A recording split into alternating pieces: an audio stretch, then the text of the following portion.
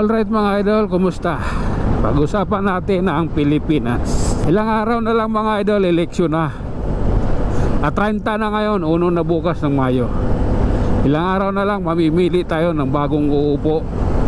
Senador, Gobernador, Vice Gobernador, SB member, Congressman, Mayor, Vice Mayor at saka konsehal.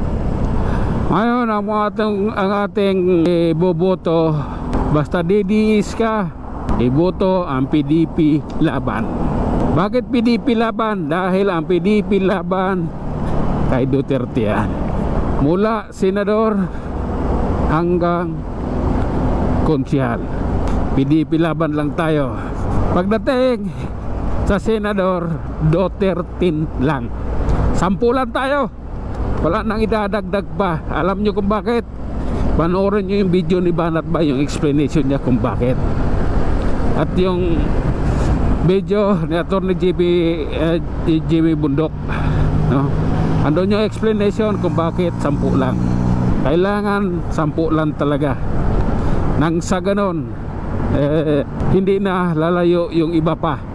Hindi na lalayo yung iba ng mga kasamahan. Kailangan 10 lang tayo sa senatorial candidate. Gobernador, Vice Gobernador, Congressman, kailangan PDP lang talaga. Yung mga hindi pumirma ng impeachment ni Bibi Inday Sara, doon tayo mga idol. Tapos Mayor, Vice Mayor, konsehal, kailangan sulit yun. PDP talaga tayo.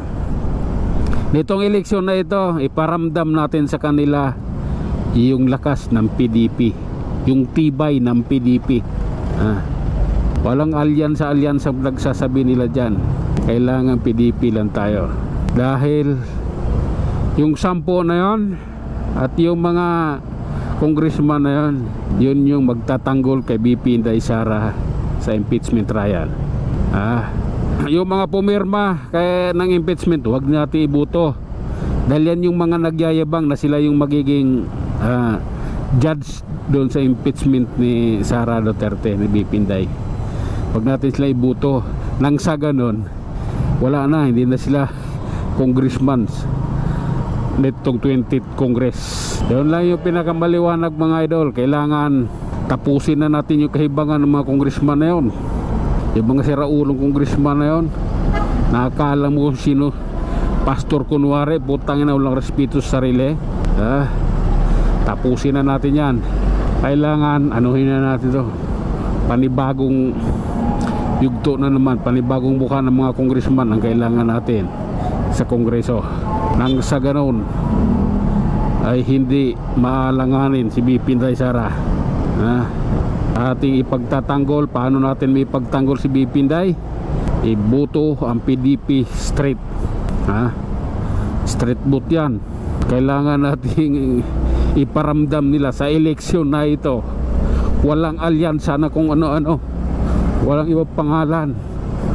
Iisa lang ang isisigaw ng mga DDS. PDP laban, vote straight. Paano na yon? Okay? Sige.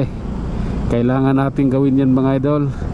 Iparamdam natin nitong 2025 at sa 2028 ang PDP ay naman inindigan para sa bayan at sa bansang Pilipinas. Kailangan natin gawin yon. Kailangan nating iparating sa kanila na ang PDP laban ay isang grupo ng matitibay na politiko at may paninindigan. Okay? Dahil first time nating gawin nito. Dahil dati pag sinabing ito yung ano namin ganito, wala, doon lang tayo nakatutok kung sino yung kilala natin, ibubuto natin. Kunwaring mabait, hindi naman pwede makipagkamay. Kaya itong panahon na ito, napapanahon na para magpakilala tayo. DDS, PDP ang magtutulungan. Sabi na yan sagad kung sagad Okay mga idol, kailangan pagdating naman sa mga mayor, Basta yung sumusuporta kay Tatay Digong, makikita nyo naman yan, lalo yung mga nag solidarity rally, ha? Bawat probinsya natin, diba? Yung ibubuto natin, huwag tayo magpapadala dun sa X2pad, ha? Ayuda-ayuda na yan, pinagduluko lang tayo, pera din naman natin yan. Kaya pag-isip-isip tayo, kailangan malaki natin na tayo'y PDP laban, nang sa ganun malaman ng buong bansang Pilipinas after election na ang PDP laban ay hindi basta-bastang grupo. Ang PDP laban may paninindigan. Ang PDP laban ay nagkakaisa.